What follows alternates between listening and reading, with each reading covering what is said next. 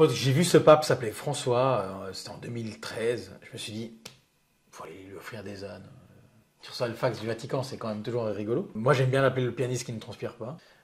David Kane Swalens, qui est maintenant est simplement devenu le président de Playboy France. J'ai fait que des choses que j'ai aimées dans ma vie. Si t'es pas polyvalent, tu meurs aujourd'hui. Il faut savoir faire plein de choses. Parce que pour moi, maintenant, c'est important d'avoir des personnes qui ont su saisir les opportunités qui se sont présentées à eux, qui ont eu le courage aussi d'aller les chercher, et puis qui sont du coup le fruit de ces opportunités-là. Ok, c'est super. Et puis je trouvais que le nom était sympa pour ça. Opportunité, ouais. Et je trouvais que ton parcours, il illustrait bien aussi ce nom-là, et puis que c'était assez symbolique pour avoir un premier podcast avec celui-ci. Magnifique, ben, c'est un plaisir. C'est pour ça que tu es là aujourd'hui. Merci aussi de venir.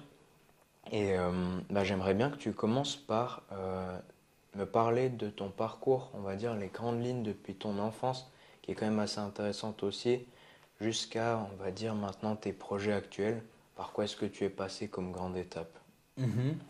Moi, j'ai eu la chance de grandir chez une dame formidable qui s'appelle Audrey Hepburn, chez qui mes parents ont travaillé pendant près de 40 ans. Une actrice légendaire, une femme légendaire, comme on n'en fait plus, comme on n'en trouve plus. Donc le fait d'avoir grandi et d'avoir habité chez elle avec mes parents, ça a forcément eu un impact sur moi, parce que quand tu es un petit garçon et que tu peux jouer dans un grenier où il y a plein d'artefacts de cinéma, plein de bobines de cinéma, plein de matériel. Quand tu vois James Bond dans le jardin, tu te poses des questions, tu te dis mais qu'est-ce qu'il fait là? Donc quand tu es petit, tu sais pas où tu habites. Puis après tu vois que tu es dans un environnement où il n'y a pas de limite, où tout est possible. Bien que mes parents travaillaient avec elle, nous on vivait avec elle, donc il y avait cette relation très, très familiale. D'ailleurs je fais partie un peu de la famille parce que c'est comme une maman, son premier fils c'est mon parrain, donc tout ça m'a fortement impacté dans ma vie, et mes parents ont toujours été derrière moi, donc j'ai toujours entrepris depuis tout petit au fait. Depuis tout petit je voulais créer, entreprendre, théâtraliser les choses, leur donner une forme. J'ai commencé, je dirais, assez jeune, à 20 ans, j'ai ouvert ma première association, je l'ai commencé à 18 ans, en Belgique. C'était quoi cette association? Ça s'appelait Hocus Pocus, et on s'occupait de production discographique. Et j'ai ouvert ça avec un type que j'ai rencontré lors d'un séjour linguistique aux États-Unis, David Kane Swalens, qui est maintenant est simplement devenu le président de Playboy France. Rien que ça. Ouais. David Swalens Kane, le type avec qui j'ai commencé ma première aventure entrepreneuriale sous forme d'association, c'est l'actuel président de Playboy France. Ouais. Et quel âge il avait lui quand... En fait, lui, il est parti aux États-Unis. Quand je l'ai rencontré aux États-Unis, après il est revenu aux États-Unis. Puis il a créé un lien avec Hefner, là, l'ancien président. Puis à son décès, il a réussi à racheter le brand pour l'Europe, je crois, un truc comme ça. Incroyable. Donc maintenant, si tu vas dans les magazines Playboy, il y a son nom comme éditeur, président. Ouais. Et je l'ai revu à Paris il n'y a pas longtemps. Donc lui, c'est vraiment... Bon, alors, on est maintenant très éloigné d'un point de vue de la pensée et de la manière dont on travaille. Mais c'est quand même qu'avec lui que j'ai commencé à produire des disques. On a produit des choses très rigolotes. On allait souvent au bain-douche à Paris. Donc là, j'avais 18 ans, même pas. J'avais 17 ans, ouais. Entre mes 17 et 19 ans, en fait. Puis c'était rigolo, c'était une association, mais ça me faisait déjà voyager, ça m'amenait à Paris, ça m'amenait à Bruxelles. Donc en fait, je trouve que dans la vie d'entrepreneur, le contact et les rencontres, c'est fondamental. Toujours rencontrer. Puis bon, c'est un âge où on se construit, hein, donc on est encore dans cette ignorance. Il y a une part d'ignorance très importante chez un entrepreneur, c'est-à-dire pas d'ignorance, mais d'inconscient. Parce que c'est cette part d'inconscient qui te fait avancer, au fait. C'est justement parce que tu es inconscient que tu te dis que c'est possible. C'est important, je trouve. Quand tu as 20 ans, tu es inconscient de beaucoup de choses, mais dans l'esprit entrepreneurial, je trouve que c'est quelque chose qui doit rester. Alors après, évidemment, avec l'expérience, tu deviens de plus en plus conscient, donc tu réfléchis plus de la même manière. Tu mets certaines barrières, mais le fait de ne pas avoir de barrières, ça permet de te créer, de te forger, de te casser la gueule et d'apprendre. Ça, je trouve que c'est important. Donc, j'ai commencé avec lui. Après, j'ai fini Ma matu, j'ai fait une matu internationale, donc suisse et italienne. Et puis j'ai fait un peu de sciences politiques, mais j'ai pas du tout aimé. Et là, j'ai ouvert ma boîte, Cybellart, qui existe encore. À Ouais, l'âge de quel âge? j'avais en 99, mon premier article dans la presse, c'est en 1999 à la Tribune de Genève, j'en ai encore. Trop bien. Ouais. Donc Et là, Cybellart. Cybellart existe depuis 99, ouais. Ok. Ouais, tout à fait. Alors sous forme d'ESSA depuis 2004, mais elle existe depuis 99 comme initiative. Et puis, elle avait quoi Et comme vocation à ce moment-là? production aussi, c'était un peu le prolongement d'Hocus Pocus, mais en Suisse, tu vois, parce que l'Hocus Pocus c'était une ASBL. Une ASBL, c'est une association sans but lucratif, et Cybellart, c'est devenu une société anonyme, en fait, une limited company. Et là, j'ai produit à travers mes acquaintances et mon réseau, parce que comme je disais avant, c'est important. Moi, j'ai aussi grandi dans un environnement, comme je disais, qui était propice aux rencontres intéressantes. J'ai aussi eu la chance, quand Audrey est décédée, mes parents ils sont rentrés en Sardaigne. Moi, je suis resté en Suisse, donc ils m'ont mis dans un internat international. Donc là, j'ai aussi rencontré d'autres gens, ce qui m'a permis de produire le disque de la petite fille de Charlie Chaplin, Kathleen Chaplin. Donc en 99, j'ai fait ça, ouais. Ouais, j'ai produit. Mais je produisais plus un nom qu'un talent, honnêtement, parce que j'ai fait mes expériences. Le disque, il existe sous forme de projet pilote, je l'ai encore. Il a été édité sous forme de maxi, au fait, je crois. Mais on n'a pas vraiment. On a eu plein de problèmes, parce qu'il y a eu plein de problèmes d'édition et tout ça. Mais j'ai rencontré plein de gens et j'ai fait un carnet d'adresses formidable à travers la famille Chaplin. Ouais. Donc, tu vois, après Audrey Hepburn, Charlie Chaplin, c'était cohérent. On est resté dans l'arc lémanique. Deux personnes d'ailleurs qui se sont jamais rencontrées à ma connaissance, alors que c'était deux monstres du cinéma. Hein. Donc j'ai fait ça. Et puis, j'ai toujours eu la passion de la musique classique. Donc, après Kathleen Chaplin, qui m'a quand même valu pas mal d'articles, et j'ai pu aussi faire mes armes avec ça. Après ça, je suis revenu un peu sur la musique classique, qui est ma passion fondamentale. Et en 2004, j'ai imaginé un module inspiré par quelqu'un d'autre. C'est pas moi qui l'ai créé complètement, mais j'ai été inspiré par un chef d'orchestre qui invitait les cadres à diriger des orchestres symphoniques. Donc j'ai créé un module au fait où j'ai, grâce à mon réseau, créé un réseau symphonique d'orchestres qui était d'accord d'accueillir des chefs d'entreprise pour les faire diriger et comprendre l'impact qu'on a sur le groupe en fait en tant que personne, en tant que leader. Trop bien. Ouais, donc j'en ai fait 5, 6. J'ai fait 6 séminaires, mais ça coûtait terriblement cher. À produire? Ouais, à mettre en place. Il y avait une phase de mise en relation avec l'orchestre, de convaincre l'administration. J'en ai fait un très beau à Montreux, au Palace de Montreux avec l'Orchestre Sinfonietta de Lausanne. Ça s'est très bien passé. Il y a eu même la presse qui était venue couvrir l'événement. Donc j'ai fait ça pendant 5-6 ans. C'était une époque encore où il y avait encore un peu d'argent à disposition.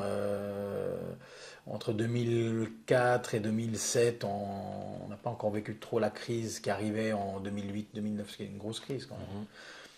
Donc mais c'était intéressant parce que j'avais, étant moi-même un passionné grand mélomane, mais je suis un piètre musicien, un piètre instrumentiste, mais un grand mélomane, je pense que ça, je peux le dire sans problème. Donc c'était un moyen pour moi de garder un contact avec ce monde classique qui est formidable. Donc j'ai fait ça avec un ami qui s'appelle Raphaël Ardric, qui est toujours avec moi d'ailleurs, qui est mon partenaire dans Cybellart, encore maintenant. Et donc ça, c'était une parenthèse de 3-4 ans. On a aussi produit des disques classiques. Et puis après, j'ai mis ça de côté. Et en parallèle à ça, j'avais ouvert une boîte qui s'appelait Info Numbers, qui était une boîte qui proposait qui était active dans le marketing et de la télécommunication. Alors c'était très sympa parce que je gagnais vraiment bien ma vie, alors que dans les autres boîtes c'était toujours un peu beaucoup de passion et puis moins d'argent. Là c'était vraiment plutôt le accès vraiment revenu. Puis Info Numbers avait la vocation de louer des numéros inoubliables. Je ne sais pas si tu connais, c'est numéros alphanumériques, c'est numéros alphanumériques. D'ailleurs, comme celui que tu as fait pour Isabelle. Et voilà, exactement, 0800 gluten, c'est génial parce que elle vend des produits sans gluten, donc là c'est 0800 gluten. Donc tu fais un 0800 qui est un numéro vert que tout le monde connaît, mais tu mémorises un mot et pas seulement les chiffres. Donc c'est inoubliable. Et ça, j'ai bien gagné ma vie pendant, je dirais, 5 ans, 6 ans. Ça a été inspiré de mon voyage aux États-Unis. parce que j'y suis retourné quand même plusieurs fois aux États-Unis. Et, euh, et ça a duré 5-6 ans, jusqu'à l'arrivée des smartphones, au fait. Parce que les smartphones, ils ont un peu, je dirais, chamboulé la manière dont tu vas chercher l'information. Parce qu'avant, tu allais ouvrir ton bottin et le discours était simple. Tu ouvrais le bottin, tu avais tous les concurrents à la page. Vu que si tu es garagiste, bah forcément, tu as tous les autres garagistes sous garagistes. Donc le discours était simple. Avec un numéro comme 0800 garagiste, t'évitais d'être confronté à la concurrence. Donc les gens, paf, je signais beaucoup. C'est magnifique. Incroyable. Et puis là vraiment, je travaillais avec Sunrise, j'avais des contrats. C'est toujours dans la construction des réseaux et évidemment de la one sale proposal, c'est-à-dire qu'est-ce qui te rend différent des autres. Bah là, c'était un numéro unique, donc tu étais forcément différent des autres, et puis tu t'appropries un nom, tu t'appropries un marché, une identité, un secteur. Je me rappelle que Caviar House avait acheté 0800 caviar, ils nous payaient un abonnement annuel formidable. J'allais le dire ça. Ils avaient l'exclusivité sur quiconque faisait 0800 caviar en Suisse, ça sonnait chez eux, tu vois. Et comment c'est comme le caviar.ch aujourd'hui, tu vois. C'était le nom de domaine, mais version téléphonique. Exactement, c'était exactement ça. Mais toi, tu aux faisais États-Unis, ça marche encore beaucoup, hein, ça. C'est vrai? Ouais. 1-800 lawyer, 1-800 laundry, 1-800 taxi, 1-800 cab, yellow cab. Ils font des 1-800, c'est le 0800, tu sais. Ça marche beaucoup aux États-Unis encore maintenant. Ouais. Mais toi, tu faisais comment? Tu réservais à l'avance les numéros auprès de l'Office fédéral de la communication. Et après, tu les vendais? Je les louais. Tu les louais. Ok, ouais, mais tu prenais le pari de les prendre avant. Voilà, un petit peu. Alors peut-être qu'on a appris un peu trop au début, après on a pu un peu adapter la banque de données, mais après, le but c'était d'activer les numéros, parce que si tu les activais pas, ils allaient comme perdus. Et après, donc il fallait qu'on ait un lien avec un opérateur, et puis là on a construit un lien formidable avec Sunrise. On avait, si tu veux, j'avais accès au back-end de Sunrise, quoi. C'était incroyable. Pas en super utilisateur, mais en premier, au deuxième niveau peut-être, tu vois. C'est incroyable. Donc c'était drôle parce que des fois je draguais les filles et puis je pouvais dévier le numéro tout de suite en disant moi je peux t'appeler sur 0800 Beauty, tu sais. Puis je faisais le numéro, puis je faisais 0800 Beauty devant la fille, puis ça sonnait sur son portable. T'imagines l'effet que ça faisait, quoi. La fille était waouh, incroyable. Ouais, donc j'ai vécu. Ça devait être stratégie gagnante. J'ai vécu ça pendant 6 ans. Ok. On s'est bien éclaté. Info Numbers, le nom était parfait. Trop bien. Je fais ça avec des associés, donc j'étais associé. L'initiative, elle venait de moi, mais j'étais pas seul. On était 3. Et je m'occupais clairement du marketing et du commercial. Et puis là, le déclin est arrivé parce que j'avais des clients comme Nespresso, Breitling, quand même. C'est quoi les plus des notaires, des avocats, des sociétés immobilières. J'avais vraiment, tu touchais à tout. Hein. Ça faisait ça même Sunrise. Si aujourd'hui tu fais 0800 Sunrise, ça marche. Tu peux le faire. Ok. Ça sonne chez Sunrise. Trop bien. Moi, quand j'appelle Sunrise, je fais ce numéro. Je fais pas le numéro officiel. Et celui-ci. La BCV aussi. Si tu vas sur un distributeur à billets, c'est écrit 0840 BCV, encore maintenant. C'est moi qui louais ça. Et du coup, c'est 0800 ou 0840 ou 0840. Et puis après, il y a combien de chiffres à mettre? 6. Ouais, donc c'est 3 lettres, tu vois, BCV. Ouais. Ah ouais, trop bien. Ouais, ou Mobilis. Bref, un réseau formidable, des rencontres incroyables. Ça allait de, je me rappelle, de 0800 Avesco, tu sais, les machines à chantier, au notaire, en passant par le fromager. Enfin, c'était magnifique. Trop bien. Exceptionnel. Donc, encore une fois, on retrouve le contact avec les gens. J'aimais beaucoup la communication. Puis là, c'était vraiment, je gagnais bien, mais les smartphones ont vraiment décliné le business, ce qui fait que c'était une mort naturelle. Puis on l'a mise en liquidation. Elle n'est pas partie en faillite, on l'a juste fermée naturellement, en fait. Et c'était il y a longtemps, c'était en 2000. Je pense que je l'ai fermé en 2010. Ah ouais, quand même. Ouais, okay. 2010, ouais. Pas si vieux, mais non plus. 2010 fermé, ouais. Ok. Et puis, après, je réfléchissais sur qu'est-ce que je pouvais faire. Est arrivée l'idée en alliant, parce que mes parents étaient rentrés en Sardaigne, et puis je cherchais un lien entre l'innovation, la nature, donner un sens aussi à ce qu'on fait. Je pense que la nature est la base, enfin je pense pas, c'est un fait. C'est la base de l'économie, la nature. C'est elle qui nous guide, c'est elle qui nous commande à la fin. Puis, tout petit, mes parents, ils m'amenaient toujours dans des courses de chevaux. Et avant les courses de chevaux en Sardaigne, parce que chaque été, j'allais en vacances en Sardaigne. Et puis, avant ces courses, il y avait des courses d'ânes. Donc, j'avais toujours un côté... Enfin, je trouvais rigolo cet animal, quoi. Qui était un peu maladroit, mais rigolo. Pas rapide. Un peu têtu, naturellement. C'est son caractère et son trait fondamental. Mais il est très intelligent, l'âne, tu sais. Et puis, on m'a contacté, un copain, un ancien associé d'InfoNumbers m'a présenté une femme, au fait, qui avait lancé une gamme de produits au lait d'ânesse. Puis comme à l'époque, je faisais aussi un peu de site internet et tout, elle était venue me présenter cette gamme, puis là, j'ai eu un déclic. Donc plus je prenais des notes sur sa gamme au lait d'ânesse, donc moi j'ignorais tout du lait d'ânesse jusqu'à ce jour-là, mais je connaissais les ânes, hein, de manière ludique ou sportive. Et puis elle me parlait de son projet, et puis très vite j'ai compris que le vrai problème dans son projet, c'est l'approvisionnement. Il n'y avait pas assez de lait. Elle allait dans les Pyrénées, chercher du lait en poudre un type que je connais encore maintenant, qui maintenant habite à Paris. Olivier Compardou, un gars qui était le premier producteur de lait d'ânesse d'Europe, je pense. Il habitait dans une yourte dans les Pyrénées, et puis lui, il livrait du lait d'ânesse à cette femme, Catherine, qui avait créé cette marque Calines, qui existe toujours, marque de cosmétiques Calines. Le nom était très joli. Calines, câlin, ânesse, tu vois. Elle existe toujours, la marque. Et puis, elle m'a parlé de ça, puis au fait, si tu veux, j'ai laissé couler 6 mois. Je pense que là, on est en 2007, je pense. Ouais, quelque chose comme ça. Puis je l'ai rappelé 6 mois après, puis elle a dû me prendre pour un fou, parce que, tu vois, le type qui veut vendre un site internet, qui appelle 6 mois après, c'est pas cohérent. En fait, j'ai appelé pour lui dire que j'allais lancer une initiative qui allait produire du lait. Parce que là, j'ai eu l'idée de créer Eurolactis. Et je me rappelle très bien de la nuit où j'ai tapé Eurolactis sur Google et qu'il n'y avait aucun résultat. Je me suis dit, ça, c'est pour moi. Tu vois. C'est bingo. Ouais, bingo. Là. Ça, j'aime bien.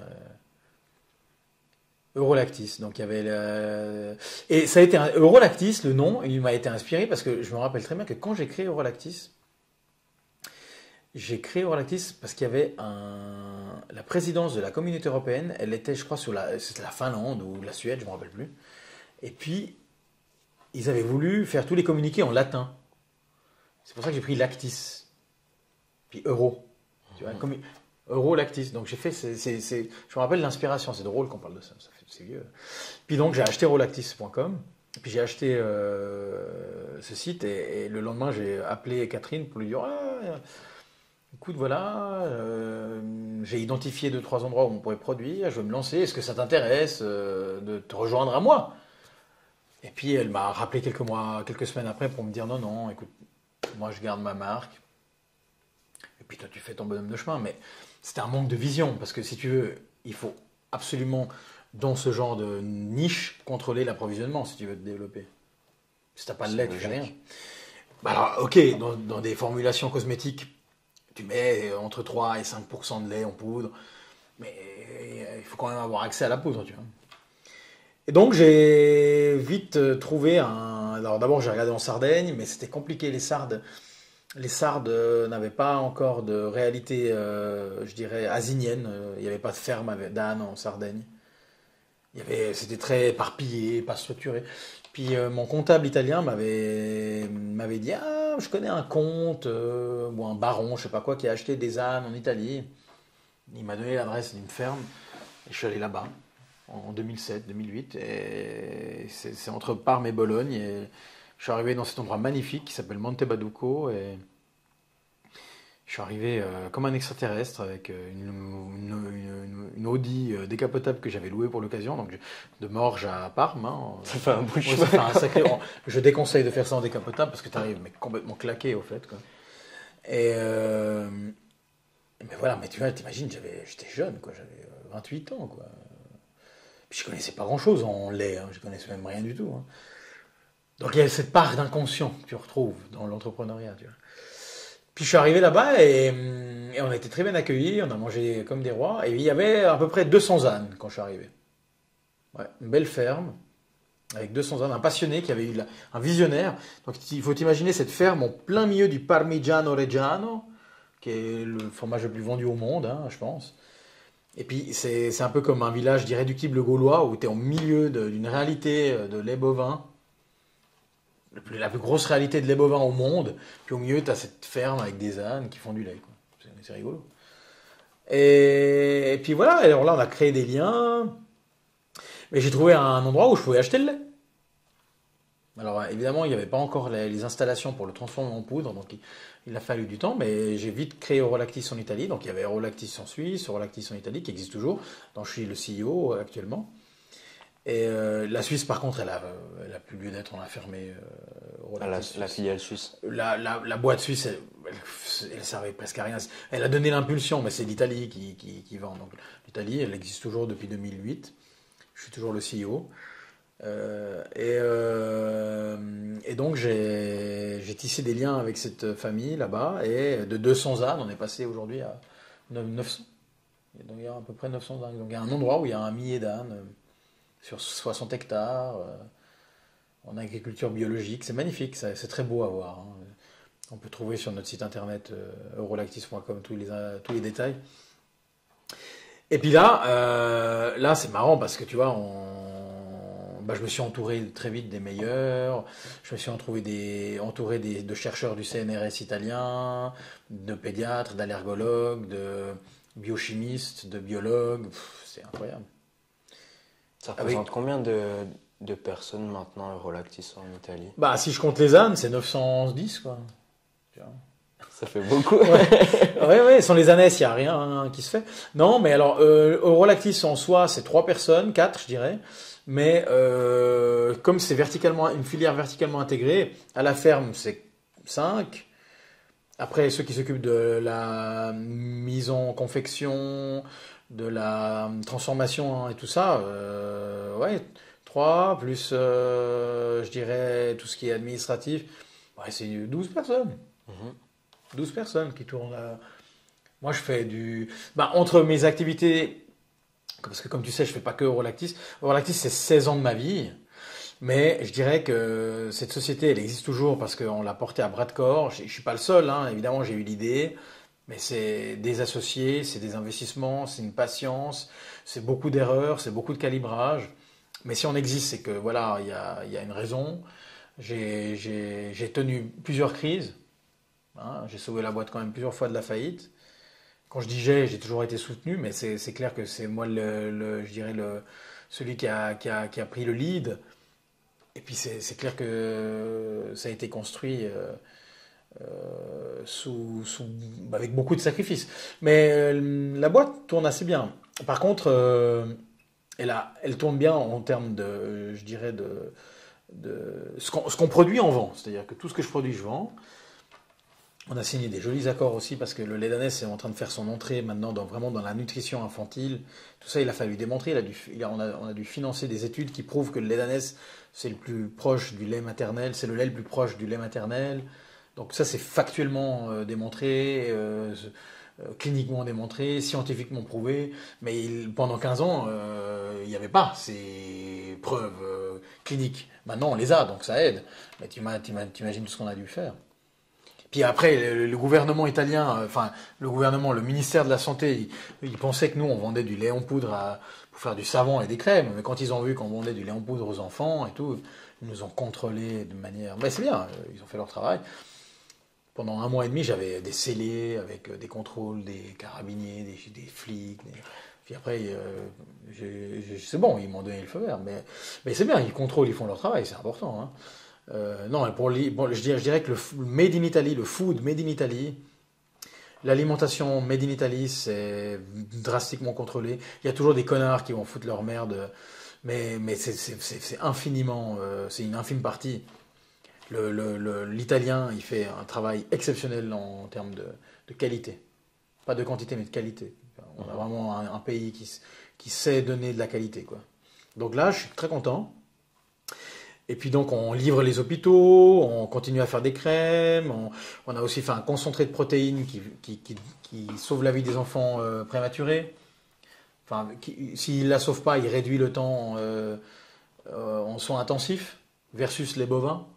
Hein, parce que le lait Ok. bovin, je veux dire, si tu veux, l'ânesse, elle a un estomac comme nous, êtres humains. Donc le fait que l'ânesse ait un estomac, donc c'est un animal monogastrique comme nous, les humains. Donc la protéine, elle reste intacte du début à la fin. Alors que chez les bovins, chez les vaches, il y a plusieurs estomacs. Donc la protéine, elle se transforme, elle gonfle d'un estomac à l'autre. Donc elle s'allergénise. C'est ça le problème. L'ânesse, elle a un lait qui est précieux parce qu'elle a un estomac, comme nous. Donc la protéine, elle est intacte du début à la fin, elle ne change pas de forme. Alors que chez les bovins, bah forcément, ça passe d'un estomac à un autre, donc elle va s'aliéner, elle va devenir grande, elle va s'allergéniser. Et aujourd'hui, toi, tu consommes uniquement du lait Non, d'ânesse moi je ou bois, aussi moi, du je lait bois de du lait de bovin? vache, avec plaisir, du bon lait de bio, vache, des Alpes suisses, bien sûr. Mais par contre, ma fille a été sevrée au lait d'ânesse. Donc ma femme a donné du lait pendant, je dirais, 3 mois ou 4. Enfin, jusqu'à ce qu'elle pouvait le faire. Elle a vraiment fait son maximum. C'est important hein, qu'on allaite quand on peut. Ça doit pas être un substitut, mais un complément. Mais ma fille a été sevrée pendant 3 mois que avec du lait d'ânesse, biberon, matin, soir, et elle tombe jamais malade. Parce que le lait d'ânesse a une force biologique unique, mais sérieusement. En termes de protéines, de lysozyme, d'oméga 3, c'est équilibré entre oméga 3, oméga 6 et oméga 9, parce qu'on nous bassine avec riche en oméga 3, mais ce qui est important, c'est l'équilibre des deux, 3 et 6. C'est l'équilibre des deux. C'est le ratio des deux qui fait que c'est bien. Parce que si tu as trop d'oméga 3 et pas assez d'oméga 6, ça ne sert à rien pour l'assimilation. Protéines, lysozymes, minéraux, vitamines, c'est fabuleux. Mes parents sont des grands consommateurs de lait d'ânesse, ils sont en pleine forme. Moi j'en bois, mais pas énormément. J'en bois, ça m'arrive. Hein. Une cure de désintox. Mais pour les enfants, c'est fabuleux. Pour les enfants en bas âge, c'est magnifique. En plus, ça a un bon goût, c'est un peu caramélisé. C'est pas du tout comme le lait de chèvre ou le lait de chamel, c'est très gras, Je crois que très j'en ai prenant. jamais bu. Bah, je te ferai goûter avec plaisir. Ok, trop cool. Donc moi, j'ai que du lait en poudre, hein, parce que Ouais, ouais. c'est la seule manière qu'on a trouvé de le conserver. Ça On se avait conserve fait. combien de temps? Oh, le lait en poudre, c'est 2 ans et demi. Si Ah, ok. c'est sous vide et puis bien confectionné, pas de problème.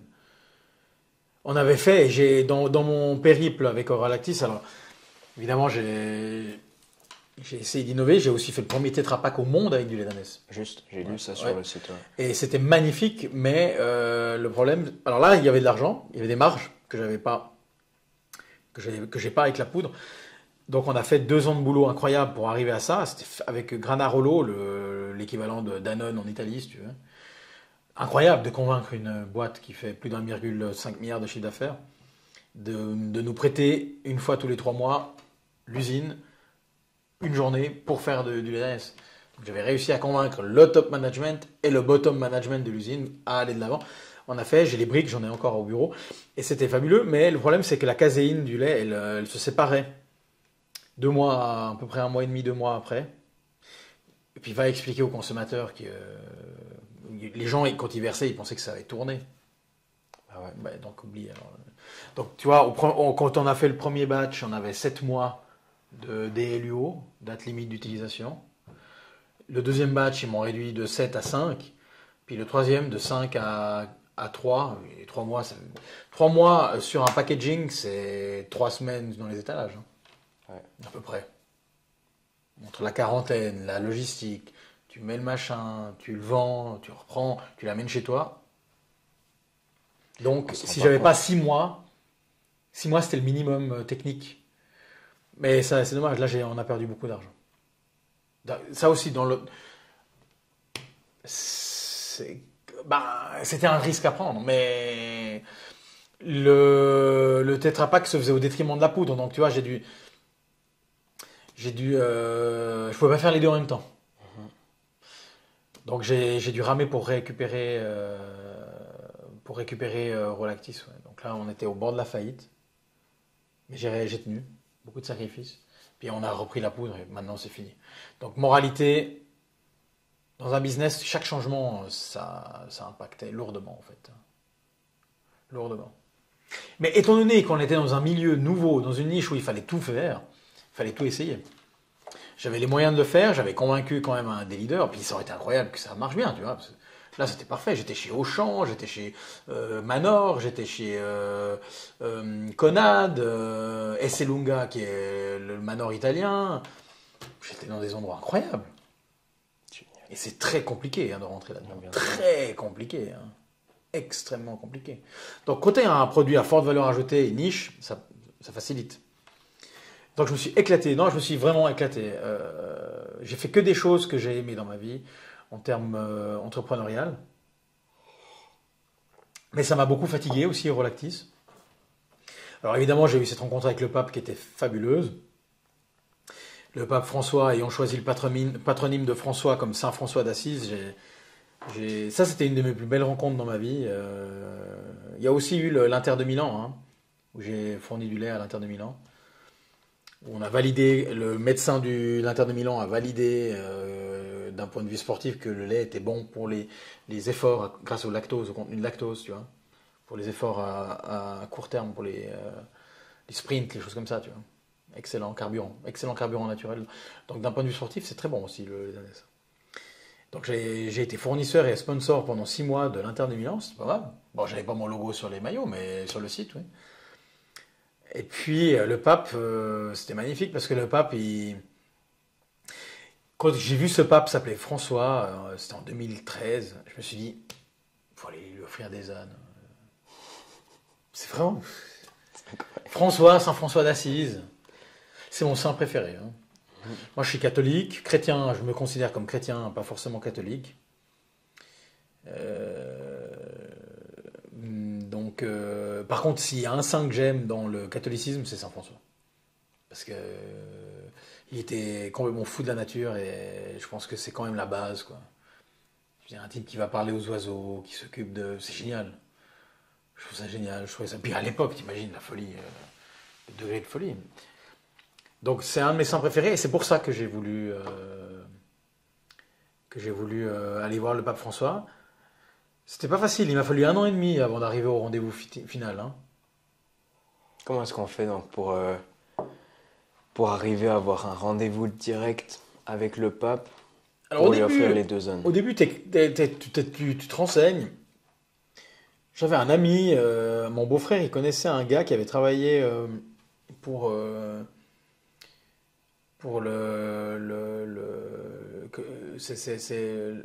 je me rappelle plus comment on appelle ça, mais c'est en l'occurrence, c'était l'ambassade du Vatican, l'annonciateur, le nonce, voilà, le nonce apostolique. On appelle ça un nonce apostolique, l'ambassadeur du Vatican à l'étranger. En fait, il y avait une relation avec l'ancien pape Benoît qui était bavarois. Ma sœur habitant à Munich, elle avait rencontré par je ne sais quel... Je crois à travers là, ma sœur est une artiste peintre, donc elle fait des expositions, et puis à travers une exposition, elle avait rencontré un type qui était proche du nonce apostolique en Bavière, justement, en Allemagne. Alors j'ai commencé à écrire à ce bonhomme, jamais répondu. Puis après, comme je fais partie du Lions Club depuis déjà 16 ans, j'ai activé le réseau Lions, puis j'ai trouvé un prêtre un peu bling-bling à Rome, qui était membre du Lions Club. Alors je suis allé le voir. Donc 6 mois après des efforts, ou 4-5 mois après, j'ai vu que ça donnait rien. Je suis allé voir ce prêtre qui s'appelait Don Santino, un tout petit prêtre, tout frêle, tout rigolo. Il avait des pins Lions, Rotary, Kiwani, je comprenais pas de quoi il était au fait à la fin du compte. Il ne peut pas être membre de tous les clubs services, tu vois. Mais il était rigolo, tout petit comme ça. Puis je lui ai dit que je voulais offrir des ânes au pape, puis je lui ai dit pourquoi. Parce que l'âne, c'est un animal biblique, parce que François, il s'appelle Saint François. Enfin, il a repris le patronyme de Saint François.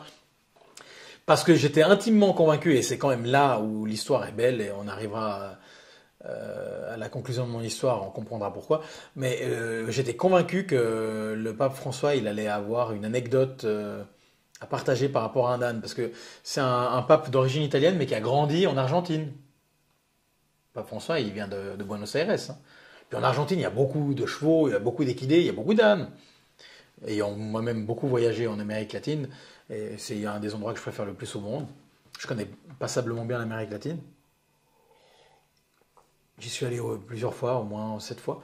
Mais j'étais convaincu que le pape François, il allait avoir une anecdote à partager dans sa vie avec un âne.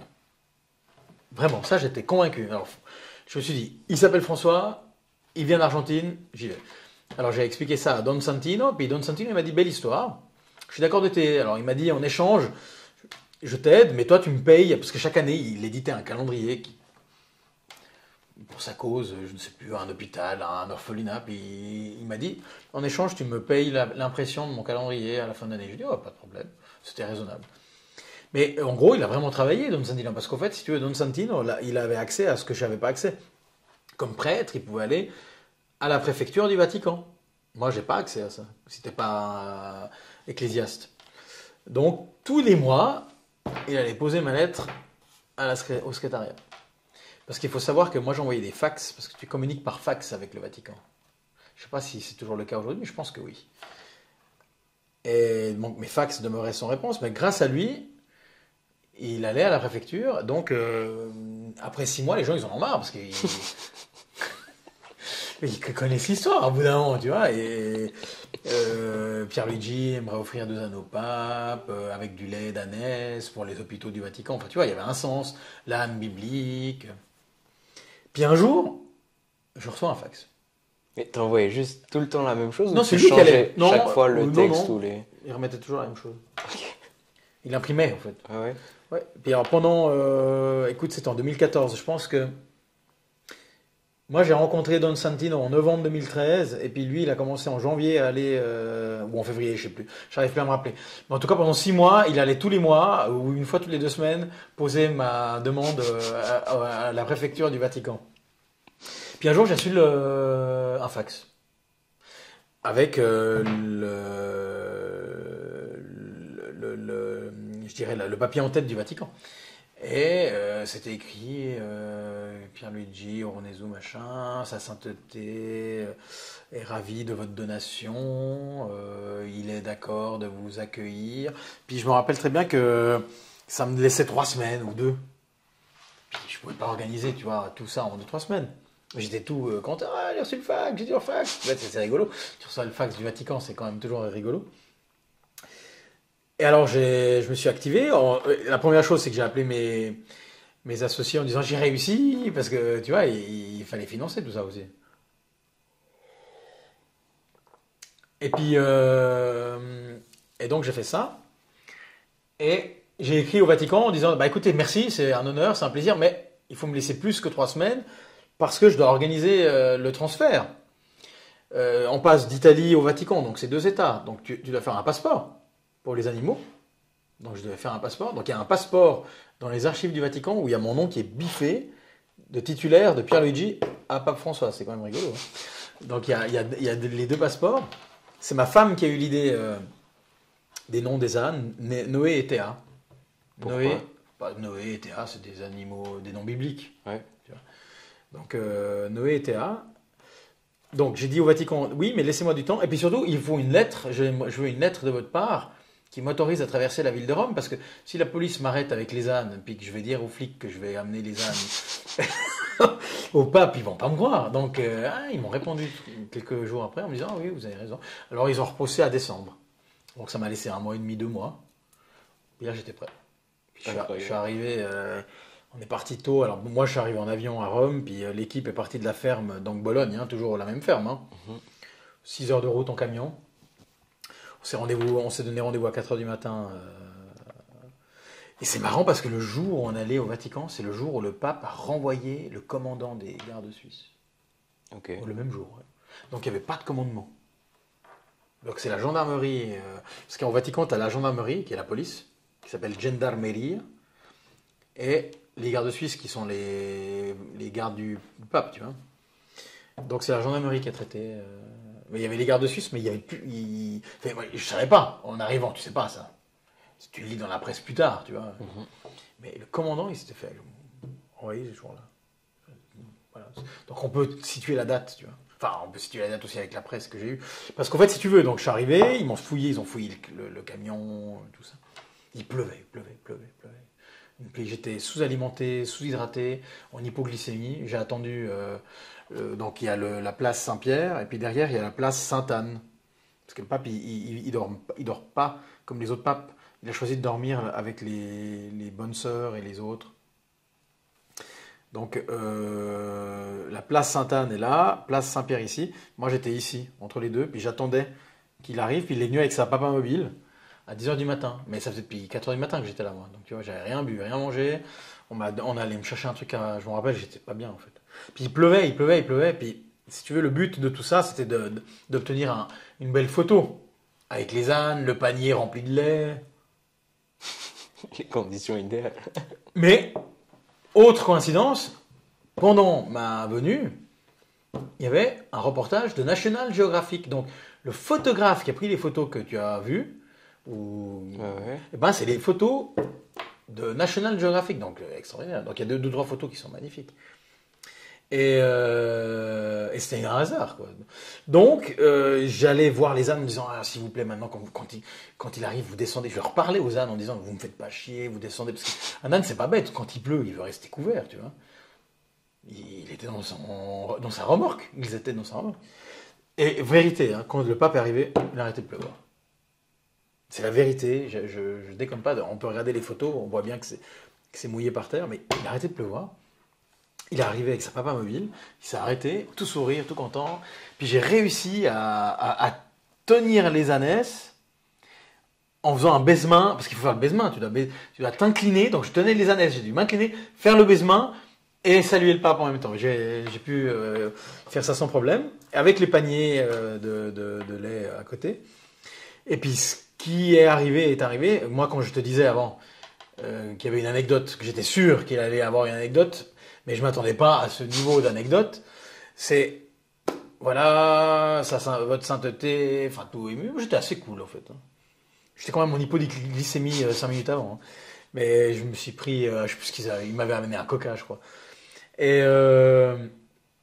parce que j'avais mon équipe qui était là. Par contre, mon équipe, elle était derrière la barrière. Ils ne pouvaient pas accéder à la place Sainte-Anne. Donc ils me voyaient de loin. Ils ne pouvaient pas accéder au truc. Il n'y avait que moi qui avais le droit. Et les ânes. Et donc, il était tout content. C'était marrant parce qu'il y avait tous les. Bah, il y avait le secrétaire du Vatican, il y avait son garde du corps. Puis c'était tous hilar, quoi, parce qu'il y avait les ânes à Saint-Pierre. C'est rigolo d'avoir des ânes là, tu vois. Et puis, j'ai commencé à expliquer le pourquoi du comment. Puis il m'a dit, pour le lait, je ne sais plus comment il m'a appelé, je ne me rappelle plus. Dans un italien un peu approximatif, un peu espagnolisé. Je comprenais tout, hein. Il m'a dit, ah, mais pour le lait, tu n'as pas besoin de m'expliquer pourquoi.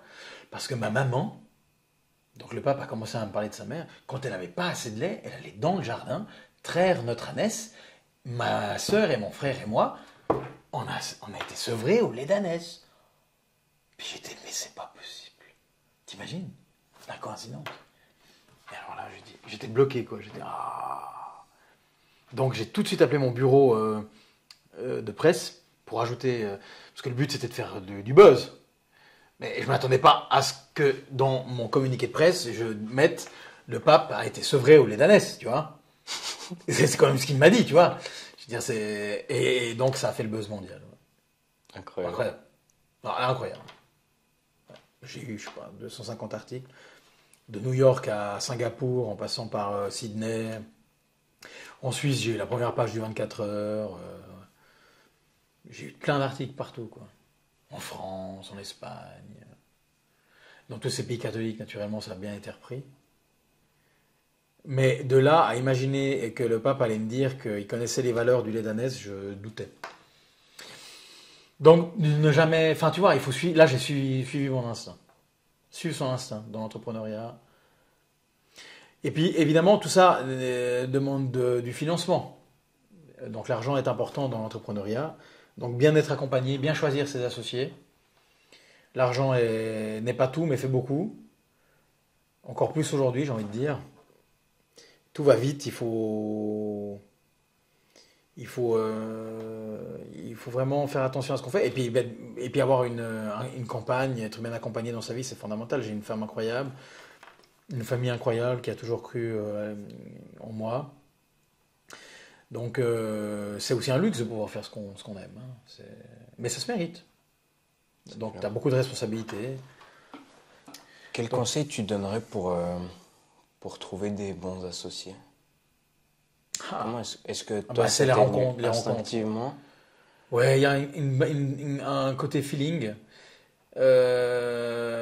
Mais c'est compliqué parce que l'humain, il est tel qu'il est. Tu peux jamais vraiment connaître quelqu'un à 100%. Tu peux avoir des ressentiments. Tu peux regarder la manière dont il se comporte, ses yeux, regarder les yeux. Très important. Mais moi, je suis allé au feeling. Et puis après, il faut tout, hein. Par contre, c'est vrai qu'un associé, c'est une clé, hein, bien choisir son, parce que ça peut te poser des problèmes. Moi, j'ai eu plein de problèmes avec ça. Et ça prend du temps pour résoudre ces problèmes. Non, pas partout, hein. Je n'ai pas eu que des problèmes avec ça, mais dans le Rolactis, j'en ai eu.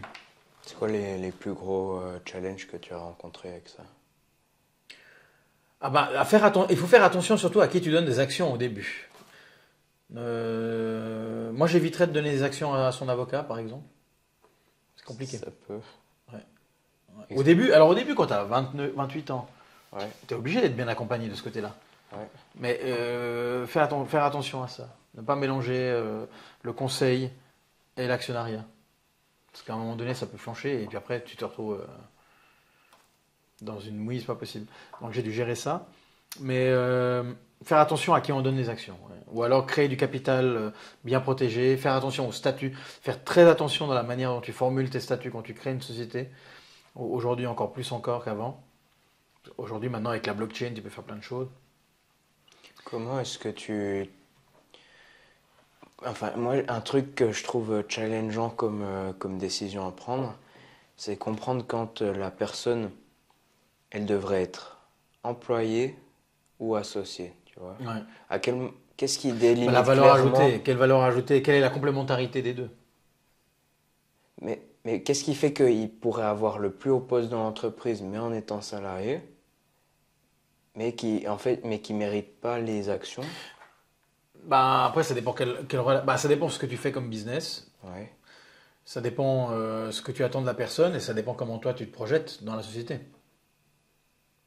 C'est beaucoup de facteurs, tu sais, il y a pas vraiment de règles. Chaque entreprise a sa propre histoire, a son propre contexte et a ses propres potentiels. Euh, Aujourd'hui, je pense qu'on est de plus en plus dans une phase d'auto-entrepreneuriat, j'ai envie de dire. Enfin, moi, j'ai des employés, mais je préfère externaliser beaucoup de choses, en fait, hein, aujourd'hui, hein. Mhm. Ouais. Pourquoi? Bah, tu as la flexibilité, après, de choisir qui tu veux en cas de problème. Je suis d'accord Tu avec peux ça. tester, regarder qui fonctionne et qui fonctionne pas. Puis ça dépend dans quelle phase de maturité tu es dans ton business. Mais au début, c'est toujours bien. Là, par exemple, avec Civillard, donc, parce qu'on a parlé de Rolactis, qui a une vocation très naturelle, très produit, donc une logistique très compliquée à gérer, avec des responsabilités très fortes en termes de qualité et de réglementation à respecter. C'est lourd, hein. Rolactis, c'est lourd, hein. Elle démarche pas toujours très confortable, mais tu t'épanouis parce que tu travailles avec la nature et puis tu offres un produit naturel qui est en totale concurrence avec tous les produits chimiques que tu trouves sur le marché, hein. Et à un moment donné, après 16 ans, enfin, moi je suis quelqu'un qui aime créer. Et puis, on est venu vers moi en 2017. En 2017-2018, on est venu vers moi en me disant: Ah, Pierluigi, tu dois recréer l'hologramme d'Audrey Hepburn. C'est le fils de Barbara Hendricks qui m'a dit ça. Un vieil ami que je vois pas très souvent d'ailleurs. Et puis j'y connaissais pas grand-chose en hologramme en 2017-2018, un peu comme le lait, hein, j'y connaissais pas grand-chose, tu vois.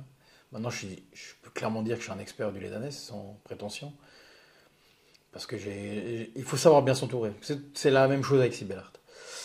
Donc Sibellart, évidemment, elle existait depuis longtemps, hein, comme tu sais, mais j'avais mis un peu de côté en stand-by, j'étais à fond dans Eurolactis, mais j'ai gardé la boîte.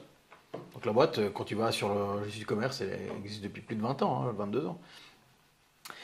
Mais tu as gardé la stand-by. boîte, mais pas d'activité, quoi. Ok. Pas de bilan, j'utilisais plus. Mais propre, quoi. Et puis, alors, j'attendais de lui redonner un sens, tu vois. C'est toujours bien. Et en plus, c'est une société anonyme, donc c'est toujours très très bien. Et donc, je me suis renseigné et j'ai vu qu'il y avait des hologrammes, effectivement, de Tupac, de Maria Callas, de Claude François, d'Amy Winehouse. Enfin, il y avait des hologrammes qui existaient. Mais ils avaient un point commun, c'est qu'ils étaient tous post-mortem. C'est-à-dire qu'ils ont été créés après la mort de l'artiste. Comment on fait du coup pour C'est du patchwork, et puis je pense qu'ils ont créé un canal alpha sur la base de... C'est un hologramme... Alors, un hologramme, c'est un abus... On utilise hologramme par abus de langage. Un hologramme, c'est le professeur Gabor qui a inventé ça juste après la Deuxième Guerre mondiale. C'est la superposition de plusieurs couches d'images qui donne cet effet de profondeur. C'est ce que tu as sur un passeport ou sur une carte d'identité. Ça, c'est des vrais hologrammes pour amener cette couche d'authenticité, d'infalsification, tu vois. Ça, c'est un hologramme. Alors, on parle par abus de langage, par facilité d'hologramme. Les forains du 19e siècle à Londres, ils faisaient déjà des hologrammes.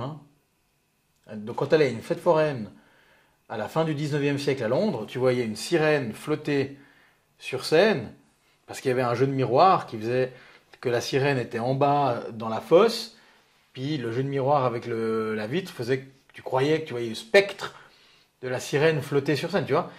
Donc on n'a rien inventé. Mais c'est par abus de langage qu'on appelle ça hologramme. Alors, j'ai appelé mon ami, puis j'ai dit non, mais j'ai pas envie de m'occuper des morts, ça n'a pas de sens, tu vois. Donc créer l'hologramme d'Audrey, déjà il y a un problème de droit, hein, il y a un vrai problème de droit, il y a un problème moral, d'éthique. Hein, parce que tous ces gens-là, encore une fois, je te répète, c'est les maisons de disques ou les héritiers qui voulaient continuer à faire du fric après la mort de l'artiste, tu vois. Puis, comme Audrey, c'est une femme incroyable et surtout c'est une icône du cinéma, une des plus grandes icônes du cinéma. Hein. T'as Marilyn Monroe, t'as Audrey, hein, parce que c'est vraiment ça, Audrey, c'est une femme qui est toujours avec nous. J'ai eu l'idée de créer Icologramme. Donc c'est, encore une fois, je retourne vers mon ordinateur, je tape Icologramme sur Google, zéro. Ça c'était 15 ans après, tu vois. Après 15 ans après Eurolactis, je retourne, je fais Icologramme, zéro machin. Ça c'est bon, j'achète icologramme.com et je fais Icologramme. Et j'ai dit à mon ami Sébastien, qui m'avait dit de créer l'hologramme d'Audrey Hepburn, je lui ai dit non, on va laisser les morts tranquilles, moi je vais m'occuper des vivants. Je vais créer des icologrammes. Donc la lumière de l'icône, l'artiste, et sa lumière holographique, tu vois. Icologramme. Et le premier à qui j'ai demandé ça, c'est un talent, un artiste incroyable, c'est Philippe Entremont. C'est un des plus grands pianistes du 20e et du 21e siècle. Il est toujours vivant, il a 90 ans dans 2 semaines, je crois. Je le vois la semaine prochaine à Paris. Hein. Toujours sa tête, incroyable. Donc un ami avec qui j'ai travaillé, c'est lui qui m'avait aidé à faire les réseaux d'orchestre pour diriger avec les entrepreneurs, tu sais. Puis on s'était un peu perdu de vue, mais là c'était l'occasion de se retrouver. Et j'ai proposé à Philippe d'enregistrer son testament holographique. Alors qu'est-ce que c'est? C'est quoi cette histoire? Enfin, j'imagine que personne n'avait... Puis j'avais expliqué, regarde, Maria Callas, elle a son hologramme, mais on lui a jamais demandé de son vivant si elle voulait être hologramme. Moi, je te demande à toi qui es vivant, est-ce que tu veux faire ton hologramme, mais qui te ressemble à 100%? Tu décides ce que tu veux laisser aux autres pour ta postérité. Ah ouais, très intriguant comme notion, tu vois, c'est pas facile. C'est C'est sensible comme question. En plus, ça se mérite un hologramme. Tu vois, je suis allé voir Philippe Entremont parce qu'il avait 84 ans. Une histoire, une légende, un passé, une carrière phénoménale. En plus, c'est un type, il a juste pas connu les 78 tours. Hein. Juste pas. Donc tu vois, du 78 tours à l'icologramme, t'as vu? Donc cassette, DVD, mini-disque, vinyle, laserdisc, il a tout radio, télé. Donc il a connu tous les médias, MP3. D'ailleurs, il y a une chose que je dois dire sur Philippe, au-delà de sa fulgurante carrière et virtuosité. Alors, c'est un pianiste qui transpire pas. Transpire pas. Il y en a, ça existe, hein, mais il transpire pas. Donc le type, tu vas l'embrasser avant le concert, après, pas une goutte. Je sais pas, c'est pas normal. Toi qui fais du sport, tu devrais peut-être. Transpire pas. C'est bizarre. Il y a un problème. Dans les glandes, quoi. Donc, moi, j'aime bien l'appeler le pianiste qui ne transpire pas. et puis, bon, il joue. Voilà, c'est merveilleux. Franchement, c'est très très haut niveau. Et puis, qu'est-ce qu'il a encore d'intéressant? J'ai oublié ce que je voulais dire. Je voulais dire qu'il ne transpirait pas. Et puis, il a donc cogité pendant un petit moment pour savoir s'il allait accepter ou pas. Puis quand il m'a dit oui, il n'y avait pas de base légale pour enregistrer un hologramme. Comment tu l'exploites? C'est pas comme la télé, c'est pas comme un DVD, c'est différent parce que tu peux. En fait, si tu veux avec un hologramme, avec un icologramme en l'occurrence, tu fais ce que tu veux parce qu'une fois que tu l'as enregistré, une fois que tu as enregistré un icologramme, tu fais ce que tu veux. Tu le mets dans n'importe quel support. Alors à l'époque, donc il faut imaginer qu'on est en 2019. Il m'a fallu 8 mois pour créer la base légale avec lui. Donc je me suis entouré d'avocats spécialisés. Et en novembre, il est venu enregistrer à la Chaux-de-Fonds. Et pourquoi à la Chaux-de-Fonds? Parce qu'à la Chaux-de-Fonds, il y a une salle de musique, le Théâtre Populaire Roman. La salle de musique du Théâtre Populaire Roman, qui est un bijou. Je ne sais pas si tu connais. Vaguement. Ouais, c'est un bijou d'acoustique. Okay. C'est des horlogers qui ont fait ça. Des banquiers et des horlogers qui ont fait ça dans les années, je sais pas, il y a une septantaine d'années, je pense. Je sais pas exactement, il faudrait regarder. Et ils ont construit une sorte de salle de concert avec une acoustique tellement pure que le silence, tu entends le silence au fait. Et les plus grands disques de musique de chambre souvent étaient enregistrés là-bas par Philips, par Decca. Ils allaient là-bas. Des très grands pianistes. Donc les plus grands pianistes sont passés par là. Donc il a accepté cette idée.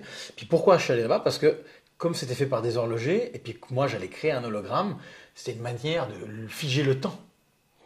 J'allais figer le temps.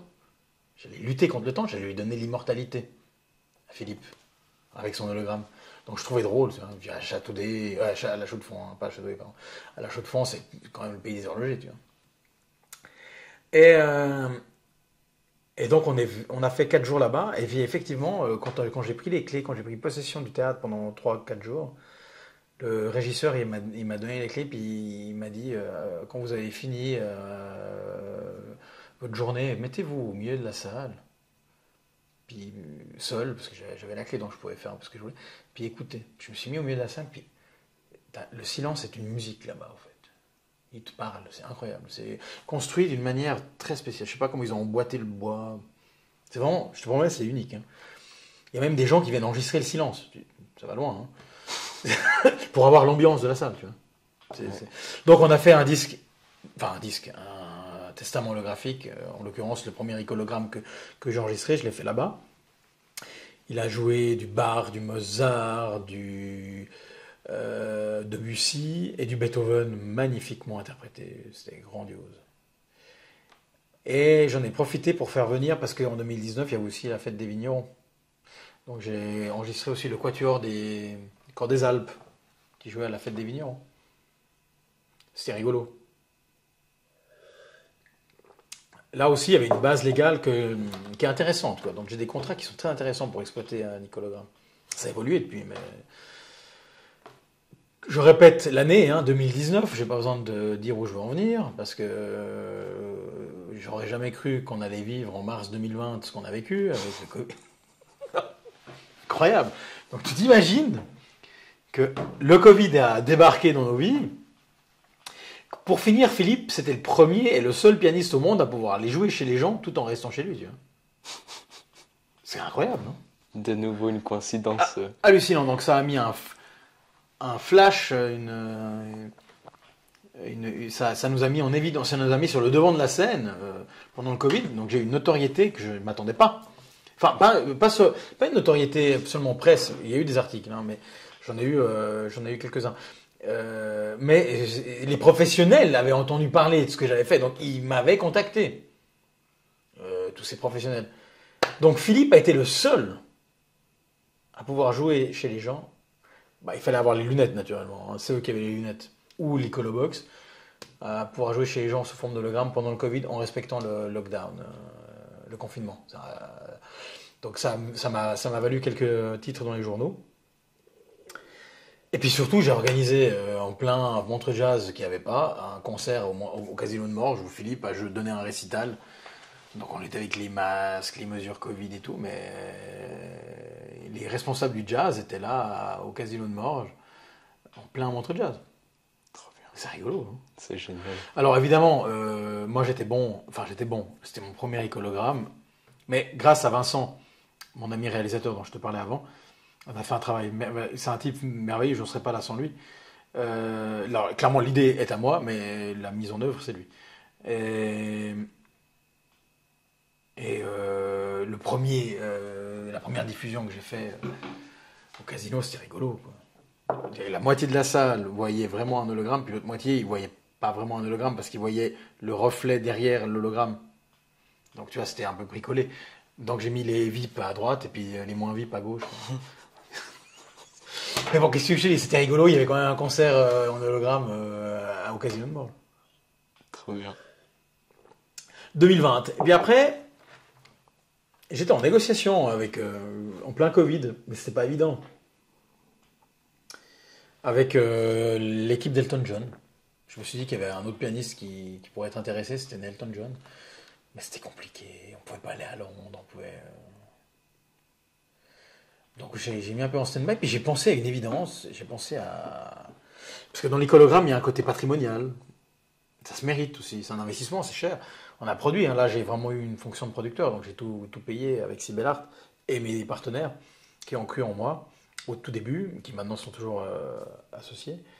On a investi beaucoup d'argent, mais ça commence à payer là en fait. On commence à avoir nos clients. Puis entre deux, il y a eu une évidence. Je me suis dit Henri Dess, quoi. Henri Dess sous forme d'hologramme. Par contre, Henri Dess, on a fait encore mieux. On a fait un icologramme, mais tridimensionnel. Dans ce qu'on appelle le métaverse, c'est parfait parce que tu peux le positionner un peu comme s'il était là. Tu l'as vu, Tu me l'as montré, ouais.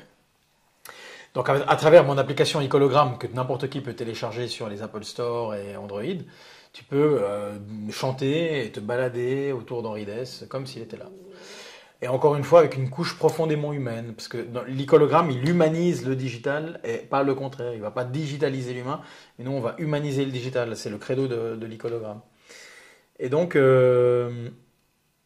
Henri Dess a accepté. Là aussi ça a pris un peu comme Philippe, 6 mois. Donc nouvelle base légale, nouveau contrat. Et on a lancé ça ensemble, ouais. Il a accepté. Ouais. Il m'a fait confiance. Donc on a enregistré en plein Covid aussi. C'était en 2021 ça. Donc entre mon novembre 2019, novembre 2021, Henri Dess. Et sortie de l'app décembre 2023. Trop fort. Et qu'est-ce que vous utilisez comme équipement pour faire ces réalisations, ces hologrammes? Comment est-ce que ça se passe? Ça dépend. Alors, l'icologramme de Philippe, on a utilisé des Blackmagic avec des particularités. L'éclairage est une clé fondamentale. D'ailleurs, la prouesse de Philippe Entremont, c'est pas seulement d'avoir convaincu l'artiste et d'avoir créé son testament, mais c'est surtout d'avoir fait un iconogramme avec un grand piano de concert Steinway noir. Le noir, c'est l'ennemi juré de la lumière, donc c'est l'ennemi juré de l'holographie. Le noir, parce qu'il absorbe tout. Et grâce à mon équipe, on a réussi à... Bah, tu le vois, le piano ressortir bien de la matrice holographique. Donc ça, c'est une vraie prouesse. Parce que tous les pros disaient que j'allais me casser la gueule. Qu'est-ce qui t'a motivé à quand même y aller, même si... Bon, après, ça c'est... malgré les Excuse-moi, je avis finis de négatifs. répondre à ta question. Ouais. Ça, c'est pour Philippe, et puis pour le Corps des Alpes, mais pour le Quatuor. Mais pour Henri Dess, c'est différent. C'est un algorithme d'une grande boîte française, 4D View. On est allé à Grenoble, et puis là, c'est 60 caméras à peu près, entre 40 et 60. Tout le monde connaît le film Matrix. Matrix, à l'époque, c'était le premier film à avoir utilisé ces photos qui figeaient le mouvement d'un acteur, mais immobilisé. Tu pouvais tourner autour de l'acteur, mais immobile. Alors que là, c'est la même chose, mais sous forme de mouvement. Donc il y a tout un algorithme, et là, on a processé ça. Moi, je suis pas propriétaire de la technologie, tu vois. J'ai détourné la technologie pour en faire un album. Le premier album volumétrique de l'histoire aussi. Mais 15 titres enregistrés. Mais voilà. C'est une technologie qui existe depuis longtemps, qui existe depuis une vingtaine d'années, mais qui n'a jamais vraiment été utilisée comme telle. Maintenant, avec la réalité mixte, avec ce qu'on appelle le spatial computing, tout ce qui s'appelait précédemment réalité virtuelle, réalité augmentée, réalité mixte. Aujourd'hui, c'est ce qu'on appelle le spatial computing, c'est ça notre spécialité aujourd'hui. On crée du contenu idéal pour ça. Donc tu peux l'utiliser avec un smartphone, tu peux l'utiliser avec des casques, des headsets, comme le MetaQuest, l'Apple Provision. Que tu as déjà reçu ou pas encore? L'Apple Provision, pas encore. Là, on va le recevoir en juin. Ok, ouais. Ouais, là, on se concentre sur MetaQuest. Donc là, alors après, fort de ces succès avec Philippe, Henri Dess, j'ai commencé à être contacté par des tiers qui me demandaient des devis dans l'orchestre de la Suisse romande, en la personne de Steve Roger, qui est lui aussi un visionnaire, et qui a dit, mais est-ce qu'on pourrait pas faire la même chose avec un orchestre? Puis là, j'ai dit, moi j'adore la musique, hein, je te disais, un grand mélomane, fan de Karajan, un grand chef d'orchestre qui était aussi visionnaire dans l'audiovisuel. Mais c'est pas la même chose d'enregistrer un pianiste en récital qu'un orchestre symphonique de 80 musiciens. Et j'ai réussi à le faire grâce à la confiance de la fondation de l'Orchestre de la Suisse romande et de Steve Roger et de mon équipe. J'ai réussi à relever le challenge. Donc on a créé le premier hologramme symphonique de l'histoire l'année passée, en 2023. Et il a été diffusé dans une des plus grandes foires d'art en janvier 2024 à Genève. Et on a réussi à faire quelque chose de magnifique avec les tableaux d'une exposition de Moussorgsky, magnifiquement interprété. Il y avait une couche aussi d'intelligence artificielle avec les tableaux qui accompagnaient l'orchestre en vrai, sous forme d'hologramme. Magnifique challenge. Et là, ça continue avec l'orchestre, on va continuer. Avec la version plus immersive, là, plus pour le casque que de l'hologramme. Mais je suis heureux parce que, en fait, si tu veux, je continue avec Aurolactis, mais avec Sibelart, j'arrive à retrouver ma vraie passion, quoi. Et puis c'est bien. C'est ça qui te fait te lever le matin. J'adore avoir les deux. C'est important aussi d'avoir aussi une porte de sortie, c'est d'avoir les deux. Je trouve que c'est important d'avoir deux choses. Aujourd'hui, au jour d'aujourd'hui, c'est indispensable d'être polyvalent, quoi. Si t'es pas polyvalent, tu meurs aujourd'hui. Il faut savoir faire plein de choses. Tu as mentionné beaucoup le réseau, tu as mentionné beaucoup les opportunités. Quelles sont pour toi les choses pour toi qui ont eu le plus d'impact dans ta réussite? C'est les rencontres importantes. Alors, évidemment, la rencontre est une chose, mais c'est les rencontres qui font que tu as les idées. Souvent. Ou alors, si c'est pas une rencontre personnelle, c'est une lecture. Une rencontre, c'est une forme de rencontre. C'est un impact. Après, il faut savoir l'accueil, il faut savoir comprendre ça. Comment tu transformes ça. Ça, c'est peut-être le talent que j'ai comme entrepreneur. Parce que j'ai grandi dans un univers, dans un environnement où tout est possible. Donc tu ne te mets pas trop de limites, tu vois. Mais en écoutant Catherine me parler de son projet de cosmétique au lait d'ânesse, j'ai identifié le potentiel de niche. Puis je me suis dit, je veux dire aujourd'hui, c'est qu'il y a vraiment les niches qui fonctionnent bien. C'est dur de rentrer dans...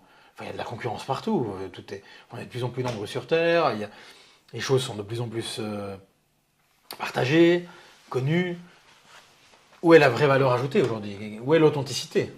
Donc si tu arrives à comprendre où est l'authenticité, tu arrives à te démarquer, parce que c'est ce que j'appelle la one sale proposal. C'est ça.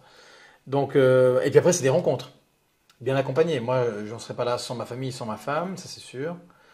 Et sans les gens qui ont cru en moi comme associé.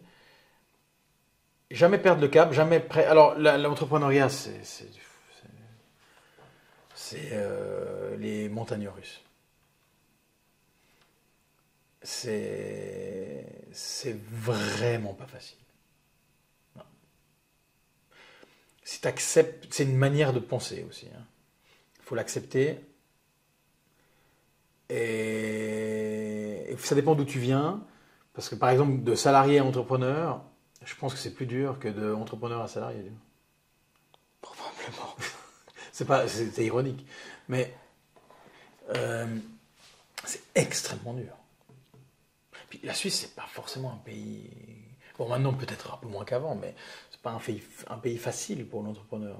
La loi de l'échec je trouve que la loi de l'échec est fondamentale.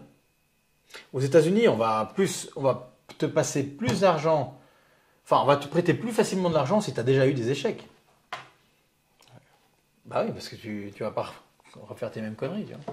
Et encore, on est en Suisse, c'est pas la France non plus. Ouais, et la France encore autre chose. Ouais.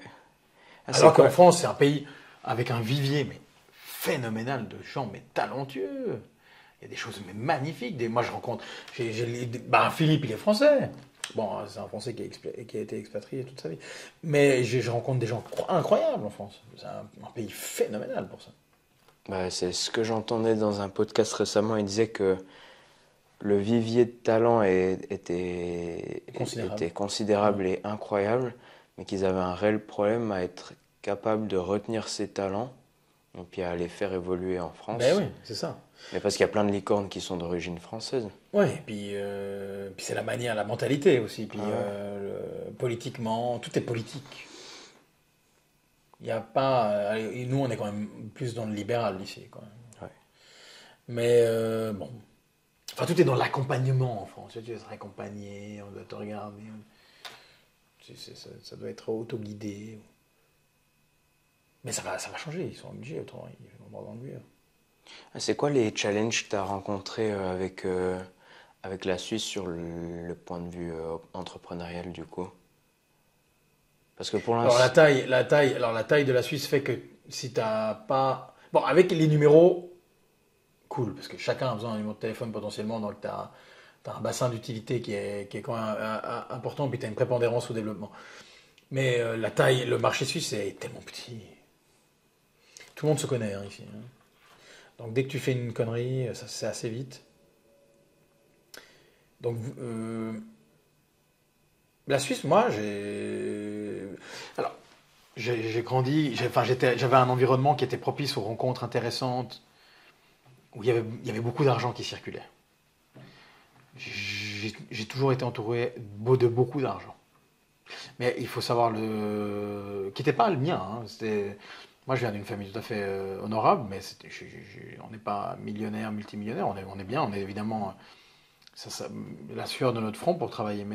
Mais j'étais entouré de gens qui avaient des potentiels intéressants. Donc à partir du moment où tu as une bonne idée, tu arrives à convaincre ces gens d'aller de l'avant quand même. Ouais. Donc en Suisse, tu as un potentiel. Tu as quand même plus de facilité à trouver de l'argent ici qu'ailleurs. Pour trouver des investisseurs, c'est clair. des associés. Ouais, complètement. Je pense qu'aujourd'hui encore. Ouais. Moi, l'argent, je l'ai trouvé qu'en Suisse. En Italie aussi, à Milan. mais pas les mêmes proportions. Ouais. Ouais.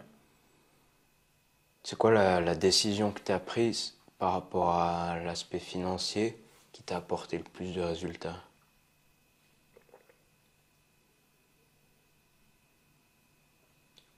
Euh, Ou peut-être un moment où... j'ai investi dans des brevets, mais ça m'a permis d'avoir un levier, mais pour finir, j'ai pas gagné d'argent avec. En termes d'income. En termes de pouvoir attractif, oui, mais pas en termes d'income. Donc ça, c'est important. J'ai quand même réussi à déposer 2 brevets. Enfin, quand je dis moi, c'est la société, hein, pas que moi. Je suis pas inventeur, mais je suis Mhm. applicant. On appelle ça applicant. Mais non, écoute, je sais pas. Bah, chaque chose que j'ai faite, ça a eu un impact positif, quoi, je veux dire. Pas tout, beaucoup, mais il y a des choses qui ont été malmenées, mais qui étaient nécessaires. Je pense qu'il y a des choses qui sont nécessaires à vivre pour mieux comprendre comment ça fonctionne. Et c'est quoi les leçons que moi je pourrais tirer de ton expérience, peut-être les erreurs à ne pas reproduire, que tu aurais pu éviter? Alors, s'obstiner à toujours faire la même chose quand tu vois que ça va mal, ça ne sert à rien. Il n'y a que les imbéciles qui font ça, donc il faut calibrer les choses, se remettre en question très souvent. Ne jamais se décourager si on a un objectif, essayer de garder le cap, mais se remettre en question. Se remettre en question et ne pas hésiter à demander de l'aide. Écouter, beaucoup écouter, lire, se documenter. La curiosité est très importante. Et puis, on est aussi dans une phase que j'appellerais une phase why not, pourquoi pas. Tout est un peu possible aujourd'hui. Tu vois, il y a tellement de choses, tout est tellement bouleversé. Puis faire attention à qui on choisit, mais ça c'est l'instinct. Suivre son instinct, c'est bien, mais être bien entouré aussi pour mettre des filtres quand même, faire attention de ce côté-là. Ouais. Mais lire énormément, écouter les gens, et s'intéresser au passé. Je pense que dans le passé, tu arrives à retracer des choses qui te permettent de t'aider pour l'avenir aussi. Ouais. Regarder un peu l'expérience des autres, écouter, parler. Ouais. Rencontrer des gens, c'est très important. Comment tu as fait? Parce que t'es né dans un environnement qui était propice à développer ton réseau, mais tu aurais pu naître dans le même environnement et pas saisir cette opportunité. Alors là, c'est parce qu'il y a parce que j'ai un entourage aussi de ma famille, fait que ils m'ont toujours soutenu dans tout ce que j'ai fait. Ouais. Ils m'ont jamais dit non à rien en fait. C'était bien et pas bien hein, des fois. Hein. Ouais. Ouais. Mais voilà. L'entourage est très important. Et puis je suis aussi têtu. Je suis un peu comme un âne. Je pense que le tempérament, c'est aussi une forme de tempérament. Hein. Et il y a ce qu'on appelle le feu sacré. Quelque chose qui brûle en toi. Une étincelle. Une conviction. Si tu l'as, tu y arriveras. Ouais. Je crois que ça se ressent. Ça se voit. Ça se Qui a voit. le feu sacré ou pas. Ouais. Et puis tu le ressens aussi si tu l'as ou si tu l'as pas. Tu peux Exactement. pas faire Alors semblant. après, il peut s'éteindre un peu, il peut s'atténuer. Ouais. Mais c'est quelque chose qui, généralement, si tu l'as, ça va. Ouais. Ouais, je pense. T'as déjà entendu parler des trois clés de réussite de la plupart des entrepreneurs? Je sais pas si t'en as déjà entendu. Oui, tu peux Ou m'en peut-être je rappeler. t'en ai déjà Ouais, parlé. ouais, c'est possible. Il y avait, euh, il y avait la peur de ne pas faire assez, d'être insuffisant.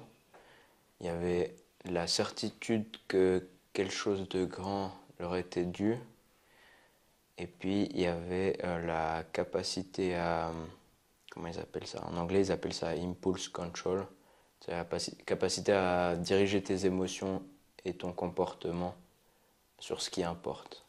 Ouais, ça c'est intéressant ça. Ouais, Alors, contrôler se remettre en question, contrôler ses émotions, c'est important, ouais.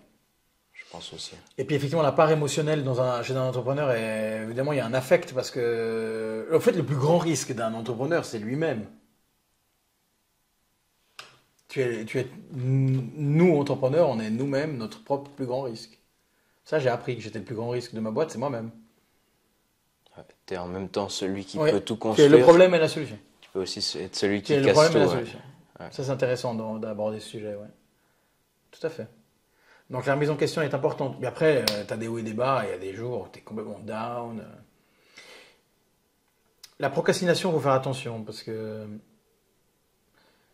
moi, je sais gérer ça. Mais tu sais que quand tu reportes, après, tu as plus de travail à faire. Mais tu gères ton temps. Je peux consacrer plus de temps pour ma famille ou pour moi-même. Ou des fois, tu fais stop parce que tu as besoin de relâcher la pression. Mais voilà. Mais j'aime bien bosser la nuit quand on me fout la paix. C'est marrant. Ok. Donc voilà. Fine. Fine, it's fine. Ouais, c'est C'était magnifique. chouette. C'était super cool. Bah, merci d'avoir Tu m'as d'avoir pensé à moi, quoi. C'est Mais- sympa. Ça fait longtemps que j'ai pas parlé de tout ça comme ça. On a essayé d'imbriquer un peu tout. En tout cas, je te remercie. Mais merci à toi, un plaisir. C'était Donc, vraiment je suis super. le premier de tes nouveaux podcasts. Exactement, Ouais, le la premier classe, du je m'en réjouis. podcast. Je m'en réjouis de partager et de découvrir.